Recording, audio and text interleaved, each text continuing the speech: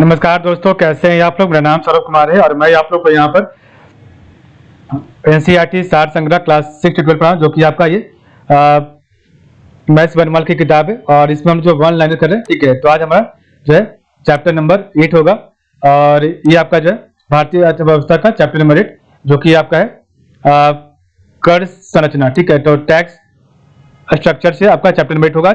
इसका जो one liner है इसको आज कंप्लीट करेंगे। ठीक है, तो चलिए स्टार्ट करते हैं। देखिए आपके सामने चैप्टर नंबर 8 आ गया, कर संरचना टैक्स स्ट्रक्चर। ठीक है, तो चलिए देखते हैं। तो नागरिकों को विभिन्न प्रकार की सेवाएं एवं सुविधाएं प्रदान करने के बदले सरकार द्वारा नागरिकों से जो शुल्क लिया जाता है उसे टैक्स कहा जाता है। ठीक है, भारत में आयकर सर्वप्रथम कब लगाया गया था? तो भारत में आयकर सर्वप्रथम का 24 जुलाई 1860 को लगाया गया था। इसलिए भारत में प्रत्येक वर्ष 24 जुलाई को आयकर दिवस इनकम टैक्स डे मनाया जाता है। सरकार की आय के 3 सबसे बड़े स्रोत कौन से हैं? तो वस्तु एवं सेवा कर आपका जो है गुड्स एंड सर्विस टैक्स 23%, निगम कर 19% तथा आयकर आपका 16%। सरकारी व्यय को नियंत्रित करने वाला मंत्रालय कौन है? तो सरकारी व्यय को नियंत्रित करने वाला आपका मंत्रालय वित्त मंत्रालय है। कृषि आयकर सबसे पहले कहाँ और कब लगाया गया था? तो कृषि आयकर सबसे पहले आपका बिहार में वर्ष 1938 में लगाया गया था। शराब पर उत्पाद एक्साइज ड्यूटी किसके द्वारा लगाया गया था? तो राज्य सरकार द्वारा लगाया गया था। ठीक है, संशोधित मूल्य वर्धित कर रिवाइज्ड वैल्यू एडेड टैक्स का संबंध किससे? तो उत्पाद कर से है। तो संशोधित मूल्य वर्धित कर रिवाइज्ड वैल्यू एडेड टैक्स उत्पाद कर से है। किसी कर के लगाए जाने के बाद वास्तविक भुगतान जिस बिंदु पर होता है उसे क्या कहते हैं? तो वह आपका कराघात इंपैक्ट ऑफ टैक्स कहलाता है। ठीक है, भारत में सबसे पहले मूल्य वर्धित कर लागू करने वाला राज्य कौन था? तो आपका हरियाणा था। वर्ष 2005 में किया था इसने। भारत सरकार के बजट में न्यूनतम वैकल्पिक कर, तो मिनिमम जो है आपका अल्टरनेटिव टैक्स का समावेश कब किया गया था? तो आपका वर्ष 1997 में किया गया था। ठीक है, तो भारत सरकार के बजट में न्यूनतम वैकल्पिक कर मैट का समावेश आपका वर्ष 96-97 में किया गया था। ठीक है, सरकार ने आर्थिक विकास दिवस तथा रोजगार सृजन को बढ़ावा देने के उद्देश्य से सितंबर 2019 में कंपनियों के लिए निगम कर की आधार दर 30% से घटाकर 22% कर दिया और इसके अतिरिक्त इन कंपनियों को न्यूनतम वैकल्पिक कर से आपका मिनिमम अल्टरनेटिव टैक्स से भी छूट दे दी गई थी। ठीक है, 14वें वित्त आयोग ने अपनी रिपोर्ट में वर्ष 2015 से 20 के दौरान कितने प्रतिशत की समान जीडीपी समृद्धि दर का अनुमान लगाया था? तो 13.5% का लगाया था। ठीक है, नेक्स्ट आपका है वित्त आयोग किस प्रकार की संस्था है? तो आपका जो है वित्त आयोग किस प्रकार की संस्था है? तो आपका अर्थ न्यायिक संस्था है। ठीक है, तो वित्त आयोग आपका अर्थ न्यायिक संस्था है। कृषि जोत कर का सुझाव किस समिति ने कब दिया था? तो कृषि जोत कर का सुझाव आपका केंद्र राज्य समिति ने 1972 में दिया था। पेमेंट ऑफ ग्रेच्युटी, तो पेमेंट ऑफ ग्रेच्युटी एक्ट 1972 के अनुसार ग्रेच्युटी भुगतान की अधिकतम सीमा कितनी होती है? तो आपका ₹10 लाख होती है। भारत में आयकर, तो भारत में इनकम टैक्स की शुरुआत किसने की थी? तो आपका जेम्स विल्सन ने की थी। वह कर जो क्रेता के लिए प्रत्यक्ष से वस्तुओं के मूल्यों की वृद्धि नहीं करता, क्या कहलाता है? तो आयकर इनकम टैक्स कहलाता है। निगम कर कॉर्पोरेट टैक्स किस पर लगाया जाता है? तो कॉर्पोरेट आपका घरेलू एवं विदेशी दोनों कंपनियों पर लगाया जाता है। अक्टूबर 2019 या उसके बाद स्थापित होने वाली तथा 31 मार्च 2023 से पहले उत्पादन शुरू करने वाली कंपनियों के लिए निगम कर के आधार 25% से घटाकर 15% कर दी गई है। ठीक है, आयात एवं निर्यात पर लगाए जाने वाले कर को किस नाम से जाना जाता है? तो सीमा कर, कस्टम ड्यूटी के नाम से जाना जाता है। आयकर अधिनियम, तो आयकर अधिनियम की धारा 88 के अंतर्गत कर छूटों की समाप्त करने की अनुशंसा किस समिति ने की थी? तो केलकर समिति ने की थी। ठीक है, तो आयकर अधिनियम की धारा 88 के अंतर्गत कर छूटों को समाप्त करने की अनुशंसा केलकर समिति ने किया था। ठीक है, भारतीय राष्ट्रीय राजमार्ग प्राधिकरण, तो भारतीय राष्ट्रीय राजमार्ग प्राधिकरण national highway authority of India के वित्त का प्रमुख स्रोत क्या? तो उपकर है शेष है। ठीक है, किसी विशेष उद्देश्य की पूर्ति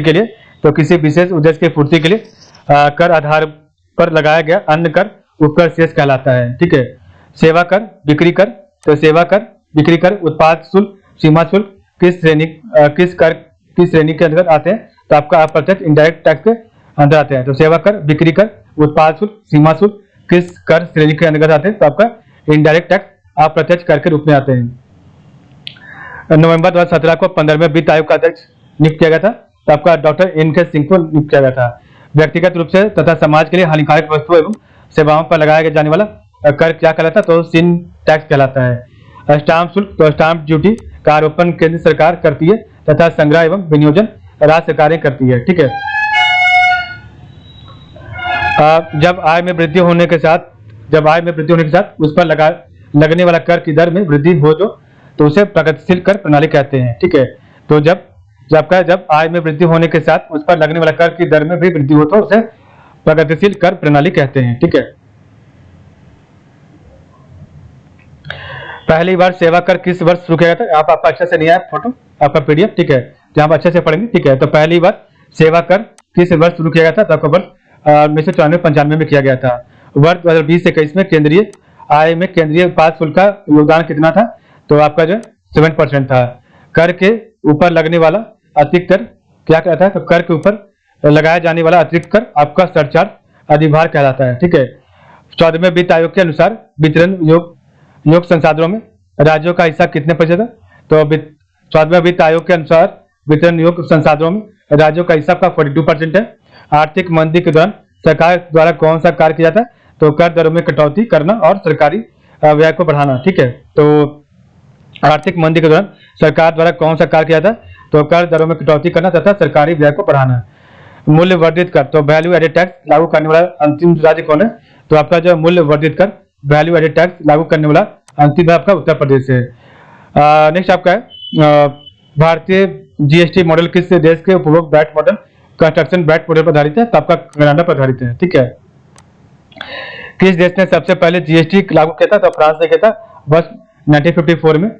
संविधान के किस अनुच्छेद के अंतर्गत जीएसटी परिषद जीएसटी काउंसिल का गठन का प्रावधान किया है? तो अनुच्छेद आर्टिकल 279A में। ठीक है। भारत में वस्तु एवं सेवा कर जीएसटी कब लागू किया था? तो वर्ष 1 जुलाई 2017 में। ठीक है। वर्ष 2020-21 में केंद्र सरकार के कर आगम साधनों में सबसे बड़ा स्रोत किसका था? तो वस्तु एवं सेवा कर जीएसटी का था। जीएसटी परिषद का अध्यक्ष केंद्रीय वित्त मंत्री होता है तथा केंद्रीय राज्य मंत्री एवं राज्यों के वित्त मंत्री का प्रतिनिधि जिन्हें नामित राज्य शामिल करे सदस्य के रूप में शामिल होते हैं। काले धन को सफेद वैध करने की प्रक्रिया क्या कहलाती है? तो मनी लॉन्ड्रिंग कहलाती है। वर्ष 2012 में मनी लॉन्ड्रिंग पर रोक लगाने के उद्देश्य से कौन सा नया टैक्स लगाया था? तो आपका एंजल टैक्स लगाया था। ठीक है। तो वर्ष 2012 में मनी लॉन्ड्रिंग पर रोक लगाने के उद्देश्य से नया टैक्स आपका एंजल टैक्स लगाया गया था। कौन सा नियम कर चोरी करने वालों की पहचान करता है? तो गार आपका जनरल एंटी अवॉइडेंस रूल। ठीक है। तो कौन सा नियम कर चोरी करने वालों की पहचान करता है? तो गार general anti avoidance rule.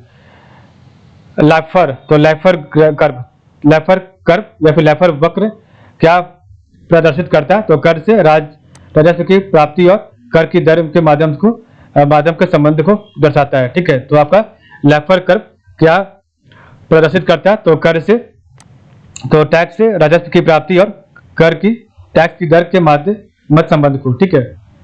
Next आपका है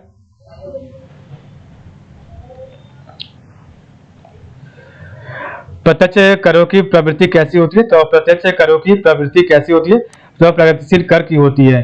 अप्रत्यक्ष कर किस प्रवृत्ति के होते हैं? तो अप्रत्यक्ष का आपका प्रतिगामी प्रवृत्ति के होते हैं। भारत में मूल्य वर्धित कर किस समिति की अनुशंसा पर लागू किया गया? तो भारत में मूल्य वर्धित कर आपका असीम दास गुप्ता समिति के अनुशंसा पर लागू किया गया। विवाद से विश्वास योजना किससे संबंधित है? तो विवाद से विश्वास योजना आपका विवादित कर राशि का भुगतान से संबंधित है। ठीक है। भारत में प्रत्यक्ष एवं अप्रत्यक्ष कर में सुधार के लिए बनी समिति के अध्यक्ष आर.जे. चलैया थे। ठीक है। तो भारत में प्रत्यक्ष एवं अप्रत्यक्ष कर में सुधार के लिए बनी समिति के अध्यक्ष आर.जे. चलैया थे। ठीक है। Central board of direct taxes CBDT का गठन किया था? तो आपका वर्ष 1963 में किया गया था। ठीक है। इष्टतम करारोपण ऑप्टिमल टैक्सेशन का सिद्धांत किसने प्रतिपादित किया था? तो रैमसे ने किया था। अनुपादकता, अनुपादक कर किसे कहते हैं? तब का अप्रत्यक्ष करों को कहते हैं। वैट सिद्धांत का प्रतिपादन किसने किया था? तो वैट सिद्धांत का प्रतिपादन आपका एफ वॉन सीमेंस ने वर्ष 1918 में किया था। आय की वृद्धि के साथ कर की वृद्धि में वृद्धि होना किस प्रकार का करारोपण का विशिष्ट गुण है? तो प्रगतिशील करारोपण का। समसामयिक कर, तो आपका समसामयिक कर किस श्रेणी में कौन से कर आते हैं? तो उपकार एवं अधिभार, आपका सरचार्ज आता है। भारत में संपदा कर, तो भारत में संपदा कर तथा संपत्ति एवं उपहार कर लगाने का सुझाव सर्वप्रथम किसने दिया था? तो प्रोफेसर केल्डार ने दिया था। केलकर समिति किससे संबंधित है? तो केलकर समिति आपका प्रत्यक्ष एवं परोक्ष करारोपण में सुधार से संबंधित है। मोडवेट, तो मोडवेट से तथा सैंडवेट किससे संबंधित है? तो आपका केंद्रीय उत्पाद शुल्क से संबंधित है। राज्य स्तर पर वैट किस कर के स्थान पर लागू होगा? तो राज्य स्तर पर वैट किस कर के स्थान पर लागू होगा? तो आपका बिक्री कर पर। बैंकिंग कैश ट्रांजेक्शन टैक्स, तो बैंकिंग कैश ट्रांजेक्शन टैक्स और फ्रिंज बेनिफिट टैक्स कब प्रारंभ किया गया था? तो आपका वर्ष 2005 में किया गया था। करदाताओं की पहचान हेतु, तो करदाताओं की पहचान हेतु अस्थायी खाता संख्या पैन के स्थान पर करदाता पहचान संख्या 3 प्रारंभ करने का सुझाव किस समिति ने दिया था? तो प्रोफेसर राजा जे चलैया समिति ने दिया था। ठीक है, नेक्स्ट आपका बाजार की सकारात्मक, तो बाजार की सकारात्मकता गतिविधियों से उत्पन्न नकारात्मक प्रभाव पर आरोपित कर को पाइगोबियन टैक्स कहते हैं। ठीक है,